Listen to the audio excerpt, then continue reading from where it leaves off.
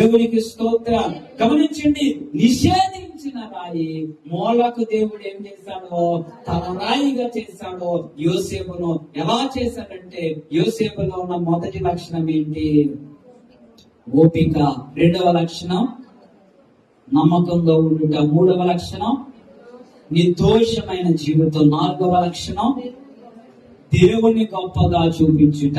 ఐదవ లక్షణం క్షమించే లక్షణం. గమనించండి, ఈ ప్రాముఖ్యమైన లక్షణమే యోసేపును దేవుడు ఏర్పాటు చేసుకున్నాడండి.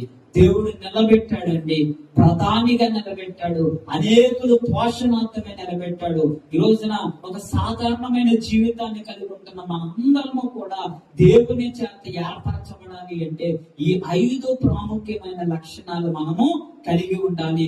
ఈ 5 ప్రాముఖ్యమైన లక్షణాలు కలిగి ఉంటే మనుషులు మనల్ని తృణీకరించిన, మనుషులు మనల్ని వ్యతిరేకించిన, మనుషులు మనల్ని నిషేధించిన దేవుని చేత మనం ఏర్పరచబడతాం. మూలకు తలరాయిగా దేవుడు చేస్తాడు. అతి ధన్యత, దీవెన, భాగ్యము ప్రభువు మనందరికీ దయచేయును గాక. ఆమేన్.